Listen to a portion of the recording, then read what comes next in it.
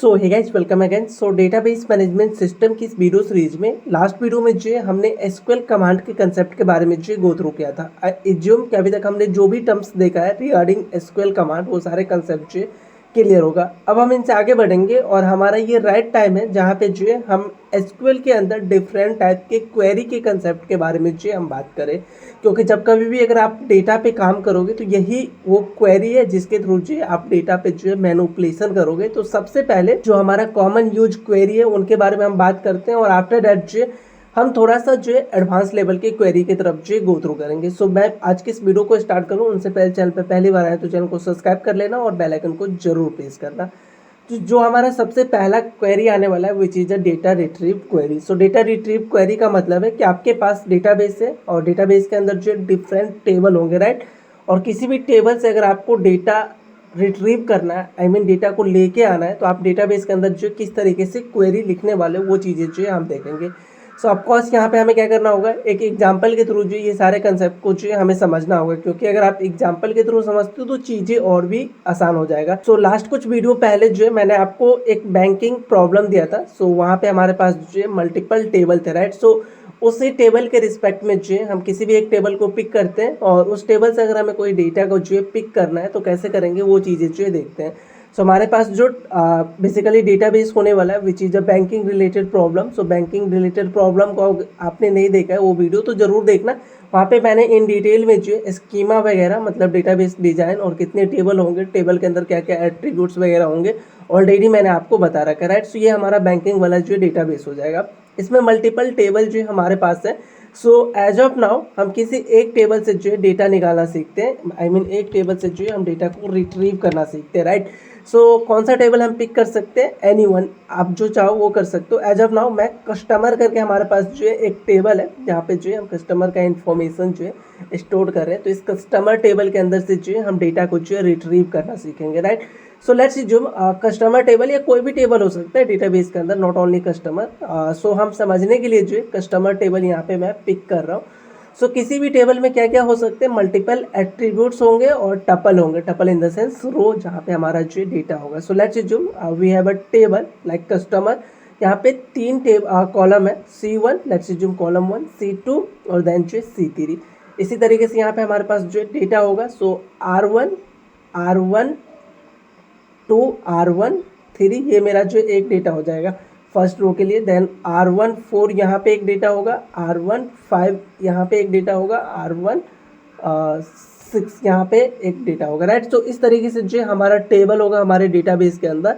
अब मान के चलो आपको यहाँ पे क्या करना है कि किसी भी डेटा को जो है आपको रीड करना है फ्रॉम दिस टेबल, तो उसके लिए हमारा सिंटैक्स क्या होने वाला है वो चीज़ें जो है हम यहाँ पे देखते हैं और देन यहाँ पे एक एग्जांपल भी ले लेंगे, सेम टेबल के थ्रू जो हम एग्जांपल ले लेंगे। तो सबसे पहले मैं बता देता हूँ कि हमारा यहाँ पे सिंटैक्स क्या होने वाला है फॉर अ डेटा रिट्रीविंग। सो यहाँ पे जो हम क्या यूज करते हैं एसक्यूएल के अंदर, कीवर्ड यूज करते हैं, राइट। सो कीवर्ड जो दो तरीके का ऑलरेडी मैंने आपको बताया, अगर याद नहीं तो मैं बता दूं कि एक है एसक्यूएल डिफाइंड कीवर्ड जिसको जो है ऑलरेडी पहले से डिफाइन करके रखा है, और एक है user defined keyword. User defined in the sense like जो यूजर डिफाइन करने वाला है। लाइक अगर आप टेबल की बात करोगे तो टेबल एसक्यूएल डिफाइन नहीं करेगा, टेबल का नाम जो आपको डिफाइन करना पड़ेगा, तो ये एक यूजर डिफाइंड जो है कीवर्ड हो जाएगा। देन अगर आप किसी भी टेबल के अंदर क्या क्या एट्रीब्यूट रखने वाले हो, ये एसक्यूएल डिफाइन करके नहीं देगा, ये एज ए यूजर आपको डिफाइन करना होगा। तो वो सारे एट्रीब्यूट जो हमारे लिए as a user defined keyword हो जाएगा। तो यहाँ पे सिंटैक्स में जो हम दो तरीके के कीवर्ड यूज करेंगे, वन इज दी एसक्यूएल और one is the user defined. So हमारा जो एसक्यूएल डिफाइंड होगा उसको जो है हम कैपिटल लेटर में लिखेंगे, ऑलरेडी डिस्कस किया ये पॉइंट फॉर सम वीडियो, क्योंकि हमें ये समझना है कि कौन सा जो है एसक्यूएल डिफाइंड है और कौन सा जो है हम यूजर डिफाइंड कर रहे हैं, राइट। सो जो एसक्यूएल की तरफ से हमें कीवर्ड मिलेगा उसको जो है हम कैपिटल लेटर में लिखेंगे और जो यूजर डिफाइंड कीवर्ड होगा उसको जो है हम स्मॉल लेटर में जो लिखेंगे, स्मॉल कैरेक्टर में लिखेंगे। तो हम कभी भी अगर क्वेरी देख रहे हैं या कभी भी अगर हमें गो थ्रू करना है तो हमें ये आइडिया लग जाएगा, ओके ये जो है हमारा एसक्यूएल डिफाइंड है और ये जो है हमारा यूजर डिफाइंड है। आप दोनों को सेम वे में लिख सकते हो, दोनों को कैपिटल दोनों को स्मॉल, बट थोड़ा सा जो है अंडरस्टैंडिंग के लिए अभी एज ऑफ नाउ ऐसा कर लेते हैं, राइट। सो सिंटैक्स हमारा क्या होगा डेटा को रिट्रीव करने के लिए। तो सबसे पहला जो हमारा यहाँ पे कीवर्ड आने वाला है which is SQL defined, which is select. So select हम यूज करते हैं for retrieving data from table any table. So select एक की हो जाएगा और देन जो है यहाँ पे हमारा set of table column name, so set of table names आएगा। सो इसका कहने का क्या मतलब, सबसे पहले तो आप सेलेक्ट जो कि एसक्यूएल डिफाइन कीवर्ड है वो यूज करोगे और देन जो है यहाँ पे आपको एक स्पेस देना होगा।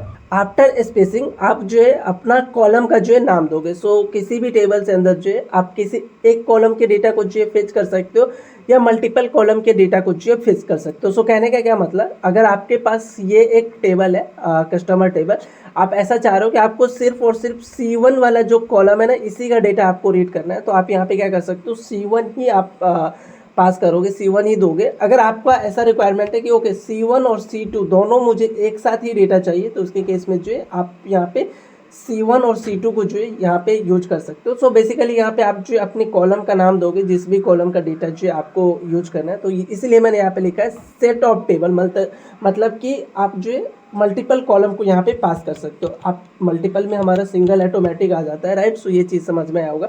तो सबसे पहले सेलेक्ट, देन जो है आप सेट ऑफ कॉलम जो भी है कॉलम का नाम आप यहाँ पे दोगे।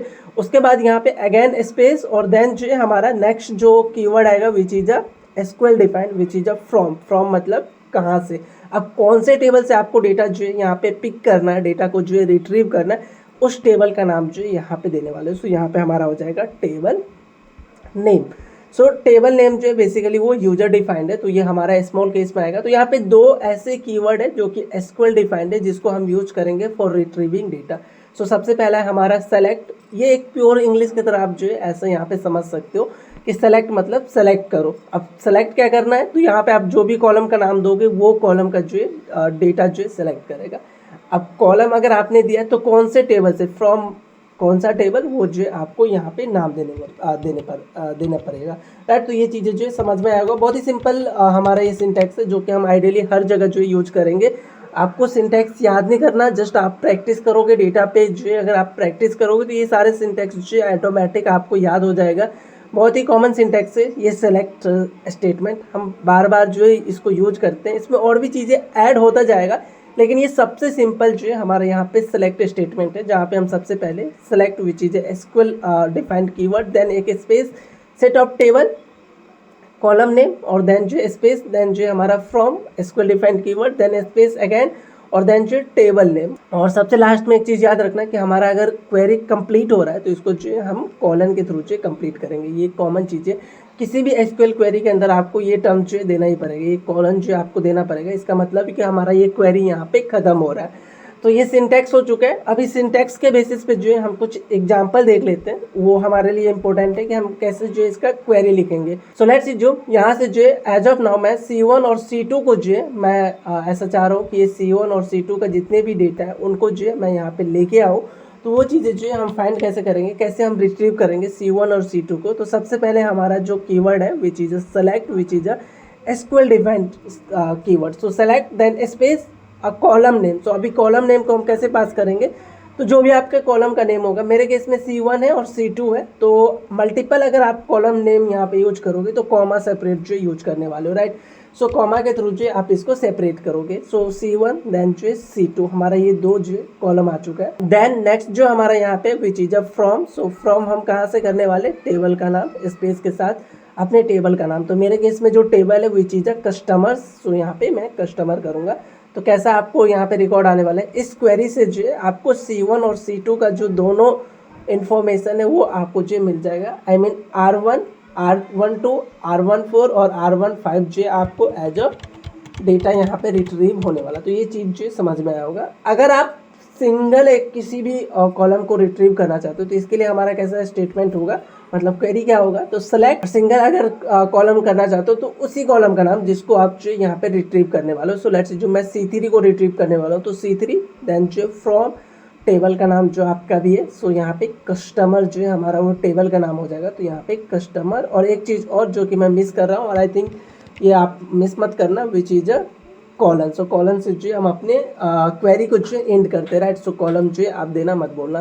तो यहाँ पे क्या होगा, सिर्फ और सिर्फ मुझे C3 का जो डेटा है, आई मीन ये जो हमारा कॉलम है यही रिट्रीव होके आएगा। बट वेयर है जो हमारा फर्स्ट क्वेरी है वहाँ पे C1 और C2 को जो हम रिट्रीव करेंगे। तो आई होप आपको ये सेलेक्ट क्वेरी जो है समझ में आया होगा। इसमें ध्यान क्या रखना है, दो कीवर्ड यूज करेंगे, सेलेक्ट और फ्रॉम। देन जो आप मल्टीपल यहाँ पे कॉलम यूज कर सकते हो। मल्टीपल कॉलम अगर यूज करोगे तो उसको जो कॉमा सेपरेट के थ्रू यूज करोगे। और सबसे लास्ट में जो है आप अपने टेबल का जो है नाम लिखोगे कि कौन से टेबल से जो है आप डेटा रिट्रीव करने वाले हो।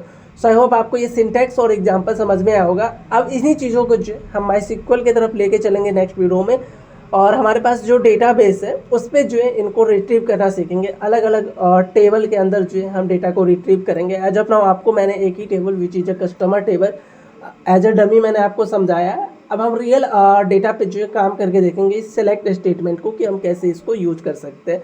सो आज के लिए इतना ही। इसमें आई थिंक कोई प्रॉब्लम नहीं होना चाहिए, कोई कन्फ्यूजन नहीं होना चाहिए। Still you have any confusion, आप एक बार इस वीडियो को जो है अगेन गो थ्रू करना। बाकी हम नेक्स्ट वीडियो में जो इनको एज ए प्रैक्टिकली देखने वाले हैं अपने डेटाबेस के अंदर इसको कैसे यूज करेंगे। तो हम मिलते हैं नेक्स्ट वीडियो में, तब तक के लिए इतना ही।